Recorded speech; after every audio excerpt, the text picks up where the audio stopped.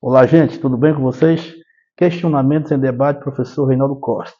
Se você gosta desse tipo de conteúdo, se inscreva no nosso canal, na plataforma no YouTube. Gente, primeiramente eu quero agradecer a todos os inscritos, a todos os que nos acompanham no nosso canal, que eu considero, como eu já falei, uma verdadeira universidade aberta, porque nós trazemos aqui temas variados, temas da atualidade, da economia, da política, temas relacionados à história, à sociologia, à filosofia, temas relevantes para aumentar o arcabouço de conhecimento do nosso conhecimento. E eu me esforço muito para trazer esse tipo de conteúdo para vocês. Dá trabalho, mas é gratificante e prazeroso. Gente, hoje, esse conteúdo, esse vídeo de hoje que nós vamos produzir, que eu vou produzir para vocês, e já estou produzindo, né? É o primeiro conteúdo, o primeiro vídeo do ano de 2025.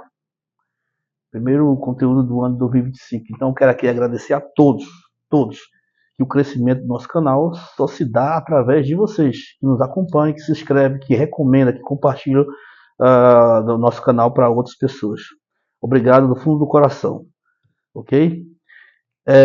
Gente, o nosso conteúdo de hoje, o primeiro do ano, né, de 2025, após as festas de final de ano e tudo mais, nós vamos retomar aqui o tema globalização. Lógico, toda vez que eu falo, se vocês olhar no arquivo do canal, vocês irão ver que eu abordo esses temas das mais variadas formas, né? Nunca repetindo a mesma coisa, sempre trazendo novidades, porque o tema globalização é um tema muito vasto, né? Eu posso escolher tema relacionado à economia, falando de globalização, eu posso fazer uma análise histórica falando de globalização, eu posso. É um tema muito amplo, que dá para ser explorado das mais variadas formas. Beleza? Então hoje, o que nós vamos fazer? Um mosquitinho aqui. Então hoje eu vou abordar a globalização como utopia, a utopia da globalização. Né? Ou poderíamos falar a globalização como fábula.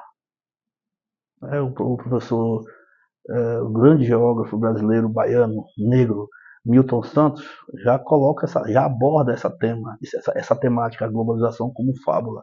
Então eu vou procurar aqui ser o mais sucinto e o mais direto possível. Se vocês observarem bem, gente, o processo de globalização, eu falo processo porque não é uma coisa que já passou, que já foi concretizado, que já está amarrado, não é. Eu falo processo porque está em andamento, não se concluiu, não se fechou esse tema, essa ação, esse processo. Por isso que eu chamo de processo, porque está em andamento, está em curso. Né? Falando nisso, quando a gente fala em globalização, nós imaginamos logo internet, nós imaginamos o que? Os cabos de fibra ótica, as bolsas de valores, os meios de transportes rápidos, né, acelerados, o avião, o trem-bala, as informações circulando muito de forma ampla e democrática para todos, né? Então, quando a gente imagina a globalização, com certeza o que vem à nossa mente é isso. Mas eu quero dizer para vocês, explicitar, que o processo de globalização ela tem início há muito tempo, há mais de 500 anos atrás, certo? Há mais de 500 anos atrás. Então, o processo de globalização ele começa, de fato, a partir das grandes navegações marítimas europeias, final do século XV e início do século XVI, praticamente no século XVI. Certo? Então, o processo de globalização. O que é o processo de globalização? Para nós entendermos, é um processo de integração cultural, tecnológica, econômica e político. De novo, é o processo de integração do mundo, de integração cultural, econômico, político e comercial. Isso é globalização. Então, esse processo não se deu a partir da Segunda Guerra Mundial e não se deu a partir do desenvolvimento tecnológico, a partir da primeira, segunda, terceira, lógico, isso a partir da primeira, segunda, terceira Revolução Industrial. Isso é importante para nós destacarmos o processo de aceleração do processo. A primeira Revolução Industrial, a segunda, a terceira, que foi o que isso representou para o processo de globalização? O desenvolvimento tecnológico ligado aos transportes e ligado às mídias, né? Os grandes veículos de comunicação, os satélites artificiais. Então, tudo isso está atrelado às revoluções industriais. Isso é inegável. mas o processo ele vai antes. Ele vai do século XVI, final do século XV e início do século XVI, quando os europeus se lançam a descobrir, né, novas áreas para exploração comercial, é a chamada fase comercial do capitalismo. Não podemos esquecer isso, é o desenvolvimento do capitalismo na sua fase embrionária, na sua fase comercial. Então, os europeus, pela ambição de descobrir novas rotas, né, comerciais e novas áreas para explorar o comércio, eles se lançam no Oceano Atlântico, basicamente. Então, aí descobrem um novo mundo, né, que é a América, e um novíssimo mundo, que é a Oceania. Então, o mundo se expande a partir do século XVI, final do século XV e século XVI. Então, nós temos aí o quê? O processo de globalização. Nós estamos tendo aí o início, vamos dizer assim, o processo de globalização, porque você tem aí a integração, as conexões da cultura europeia com a cultura dos nativos indígenas, né, dos índios, né, a conexão entre essas novas terras. Beleza? Mas eu comecei o vídeo aqui, gente, falando sobre nós iríamos conversar hoje sobre a globalização como fábula, a ideologia da globalização. Qual é a ideologia da globalização barra a globalização como fábula? E eu me sinto muito à vontade de dizer isso, porque é importante fazer uma reflexão que destaca essa questão. A globalização, a ideologia da globalização é que todo mundo está integrado, todo o mundo, não é todo mundo de todas as pessoas, todo o mundo está integrado ao processo. E que a globalização ela é irreversível. E são duas utopias, são duas fábulas. E nós vamos desmistificar essas fábulas. Por que a globalização? Porque essa globalização, no caso, diz abarcar o mundo inteiro, diz integrar o mundo inteiro, porque é o que prega a grande mídia. As mídias, de modo geral, ela diz que a globalização, todo mundo, todo o planeta está integrado no processo. E o que nós vamos, se nós formos olhar, especificamente com um olhar crítico, né, não no olhar da mídia, né, consenso dessa coisa da midiática, você vai ver que não é verdade isso. Nós vamos ver que grande parte do mundo subdesenvolvido, a grande maioria do mundo subdesenvolvido, não está integrado ao processo de globalização. Vamos colocar aqui as regiões mais pobres do mundo, como, por exemplo, o continente africano. Cerca de 80 a 90% dos países do continente africano está marginalizado. Os países estão marginalizados. O que é marginalizado? Quando a gente fala em marginalizado, a gente imagina a criminalidade, né? Mas não é isso. Quando eu falo marginalizados, eles estão à margem. A margem quer dizer de fora, na beirada. Eles não estão inseridos no processo. Como assim? Vamos esmiuçar isso aí. Então, gente, quando a gente fala em integração ao processo de globalização, nós falamos de incrementos ligados a investimentos do grande capital estrangeiro, do grande capital das multinacionais. Então, no processo de globalização existe o que nós chamamos de agentes do processo de globalização. Quem são os principais agentes do processo de globalização? As grandes empresas. Não esqueçam disso. As grandes empresas elas são chamadas de transnacionais ou multinacionais. O termo mais correto é transnacionais. Então, essas grandes empresas de diversos setores variados, elas não se veem atraídas por grande parte do território africano, para o território africano. Logo, esse bloco de países desse continente, a grande maioria deles, com exceção de 1, 2 ou 3, eles não se inserem dentro do processo. Como exemplo, cerca de 80% dos países, a grande maioria da população desses países africanos não tem, até hoje, no século XXI, eles não têm água encanada, não têm acesso à energia elétrica.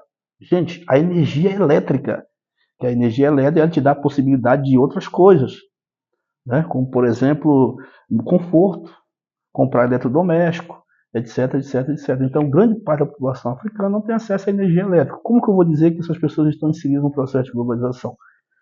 Se não tem o mínimo, que é energia elétrica. Se não tem energia elétrica, daí vocês imaginam, não tem acesso à rede mundial de computadores, à internet.